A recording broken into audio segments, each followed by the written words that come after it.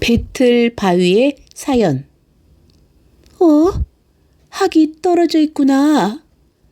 낭자는 놀란 눈으로 퍼덕거리는 학을 들여다보느라고 여념이 없다. 어느 몹쓸 놈이 쏘아 떨어뜨렸을까? 학은 영물이라는데. 가엾은 마음, 괜히 분한 마음으로 낭자는 그냥 땅에 떨어진 화살 맞은 학을 들여다보고 있었다. 이때 달리는 말발굽 소리가 담장 밖에서 멈춰지더니 한 젊은이가 담 위로 올라앉고 아직도 학을 들여다보고 있는 낭자를 맥없이 내려다보고 있는 것이다. 그제서야 낭자도 그 담 위의 젊은이를 쳐다보았다. 외간 남자라곤 난생 처음 쳐다본 것이다. 후리후리한 몸집, 날카로운 얼굴, 우뚝한 콧날, 빛나는 두 눈, 모두가 낭자에게는 너무도 인상적인 남자였던 까닭에 그녀의 가슴은 설레기만 했다. 젊은이도 낭자에게 매혹되어서인지 담 안으로 슬며시 내려왔다. 낭자는 놀라 당황하며 어쩔 줄을 몰랐다. 젊은이의 등에는 화살통이 걸머져 있었다. 낭자는 수줍기도 하고 담을 넘어온 그 젊은이가 괘씸하기도 했다. 그러나 낭자의 마음은 저도 모르게 그 젊은이에게로 쏠려가고 있음을 느끼면서 무엇인지 흐뭇한 것을 감지할 수 있었다. 담을 너무 들어와 미안하오. 저 학은 내가 쏘아 떨어진 것이니 가져가겠소. 젊은이는 눈을 지그시 감은 채 이렇게 말했다. 젊은이도 이 뜻하지 않은 낭자와의 상면을 속으로는 좋아했으리라. 낭자도 고개를 숙인 채 잠시 동안 아무 말이 없었다. 저 학을 제게 팔지 않으시렵니까? 무척 가엾군요. 아니, 팔지는 않겠소. 원한다면 그냥 드리겠지만 저렇게 쭉지가 부러진 학을 어쩌려고요? 가여워서요. 날개의 상처가 아물면 놓아주려고요. 낭자는 약을 쓸 줄 아시오? 모르지만서도. 그러면 내 약 쓰는 법을 대드리겠소. 젊은이는 주머니에서 한 봉의 가루약을 꺼내 낭자에게 주고 그 쓰는 방법을 가르쳐준 다음 펄쩍 뛰어 다시 담 위로 걸터 앉았다. 낭자는 아무 말 없이 바라보고만 있었다. 떨리는 손으로 약봉지를 쥔 채 젊은이의 거동만 바라볼 뿐이었다. 낭자, 내 내일 다시 오리다. 학이 다 날 때까지 약을 데워드리리다. 이렇게 말하고 젊은이는 다시 말을 달려 사라져 버렸다. 낭자는 알 수 없는 황홀한 마음에 젊은이가 담 넘어 사라져간 저쪽 하늘만을 바라보고 있을 뿐이었다. 그러자 학이 바둥거리는 소리에 정신이 들어 몸종을 불러 학의 날개에 꽂힌 화살을 빼고 가루약을 발랐다. 낭자는 뽑은 화살을 깨끗이 씻어 소중히 간직했다. 그 화살 끝에는 정룡이라는 두 글씨가 새겨져 있었고 아름다운 학의 기수로 장식되어 있었다. 낭자는 늘 그 화살을 매만지며 시간을 보낼 적이 많았다. 그럴 때마다 낭자는 그 젊은이를 생각했다. 막연한 생각이었지만 저도 모르게 연정으로 변해가고 있었다. 정룡이란 두 글씨를 볼 때마다 그녀는 젊은이의 모습이 떠오르고 잔잔한 가슴 속엔 잔물결이 이는 듯하였다. 날마다 그 젊은이는 약을 가지고 찾아왔다. 하지만 낭자를 만날 수는 없었다. 담 밖에는 포졸들이 파수보고 있어 젊은이의 접근을 금했던 것이다. 그래서 젊은이는 멀리서 서성거리다 그냥 돌아갈 뿐 안타까운 마음은 헤아릴 길이 없었다. 두 사람의 그리움과 조바심은 어느새 사랑으로 변했는지도 모른다. 젊은이는 반미치광이가 되어버렸다. 서성거리는 게 누구냐? 파수보던 포졸에게 젊은이는 들킨 것이다. 네 놈이 바로 날마다 담 밖을 서성거리는 놈이로구나. 이놈 가자.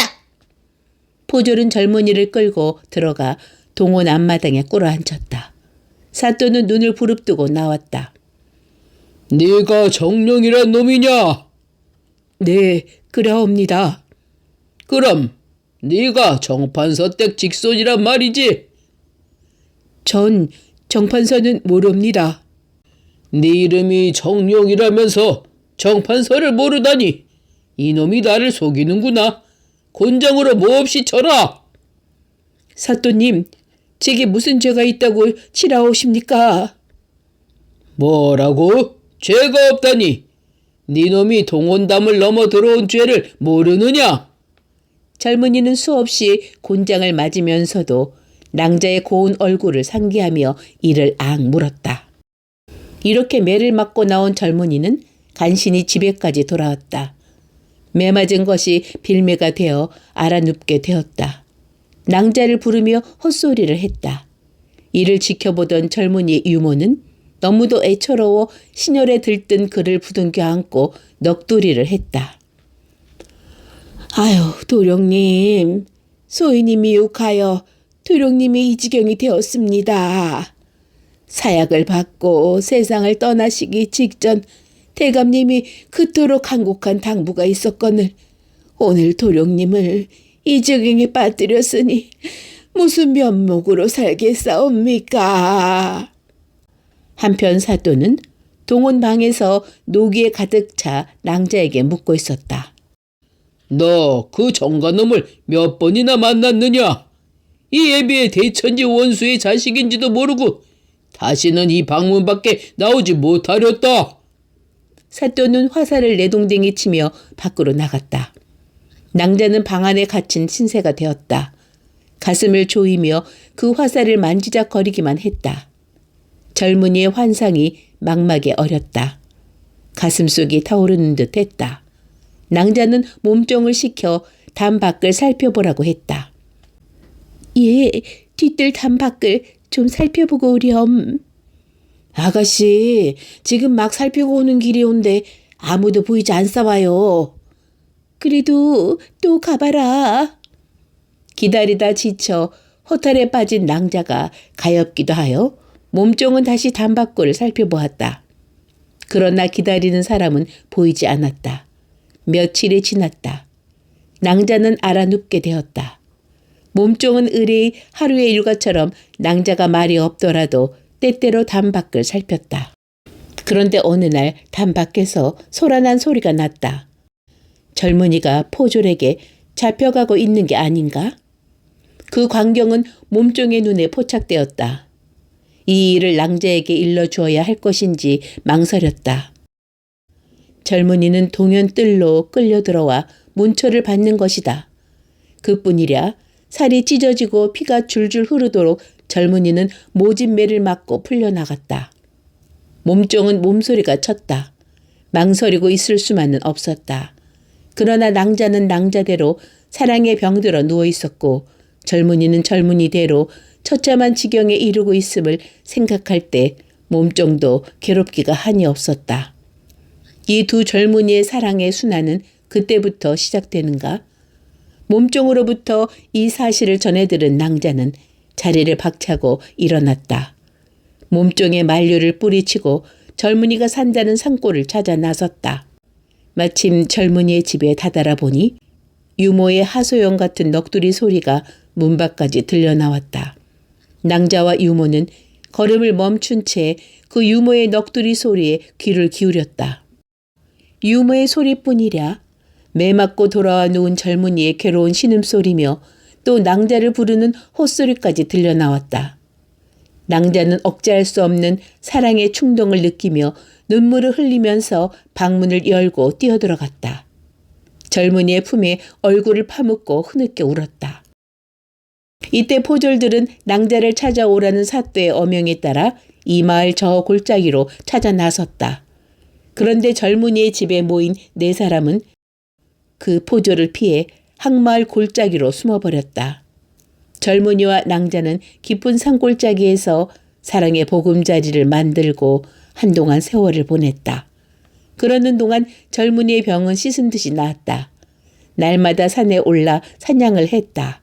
낭자는 젊은이가 돌아올 때까지 배를 짰다. 어느 날 낭자는 여보, 오늘은 사냥 가지 말구려 하며 나서는 젊은 남편에게 말했다. 왜? 날씨도 좋아 많이 잡힐 텐데. 어쩐지 간밤에 꿈자리가 사나워 같이 있고 싶어요. 원 별소리도. 이젠 완전히 부부가 되어버린 사랑스런 대화가 되었다. 남편은 아내의 고운 목덜미를 어루만져주며 다시 말을 이었다. 내 점심때쯤 일찍 돌아오리다. 아무 걱정 말고 있구려. 이렇게 남편은 그날도 사냥을 나섰다. 그러나 웬일인지 그날은 아무리 산속 숲속을 달려도 토끼 한 마리 눈에 띄지 않았다. 그에겐 어떤 이상한 예감마저 들었다. 아침 집을 떠나올 때 아내와 주고받던 말이 되살아났다. 얼마쯤 말을 달리다 마침 산돼지 한 마리가 시야에 들었다. 화살을 겨누어 쏘았다. 화살에 맞아 쓰러진 산돼지가 미처 숨이 끊어지기 전에 젊은이가 접근하자 와락 덤벼들었다. 젊은이는 그 짐승과 맞붙어 구르며 싸워 피투성이가 되었다. 그래도 젊은이는 흡족한 마음으로 산돼지를 싣고 돌아오는 길이었다. 벌판을 지나 언덕 위에 이르렀을 때 그 피비린내를 맡고 어디선가 호랑이 한 마리가 어슬렁거리며 다가오고 있었다. 젊은이는 다시 화살을 겨누었다. 이때 말은 절벽에 닥치고 말았다. 젊은이는 당황한 나머지 말에서 뛰어내려 칼을 빼어들었다. 한 발짝, 두 발짝 호랑이에게로 다가갔다. 서로 팽팽히 맞선 순간이다. 호랑이는 으르렁 포효했다. 그 소리에 놀란 말은 돌을 차며 벌떡 호랑이 쪽으로 뛰었다. 호랑이와 말이 한데 얼려붙어 낭떠러지로 굴러 떨어져 버렸다. 어느새 하늘엔 검은 구름이 뒤덮여 있었다. 배를 짜던 손을 멈춘 아내는 밖을 내다보았다. 돌멩이 만난 빗방울이 들기 시작했다. 아내는 남편이 돌아오기를 기다리는 마음에서 먼 발치만을 바라보고 있을 때 하늘에서 우르릉 뇌성이 들려왔다. 아내는 다시 집으로 들어와 배틀에 앉아 보았지만 일이 손에 잡히지 않았다. 어쩐지 불안하기만 했다. 비는 점점 심하게 온다. 골짜기의 물은 점점 불어온다. 그 물이 넘쳐 방 안까지 흘러든다. 그래도 아내는 배틀에 앉은 채 움직일 줄 모른다. 그러나 삽시간에 물천지가 되어버렸다. 아내는 물속에서 배틀을 움켜잡은 채 움직이려 하지 않았다. 남편이 돌아올 때까지 차라리 그대로 돌이 되고 싶었는지도 모른다. 바람이 일더니 비가 그치고 물은 점점 줄어들기 시작했다.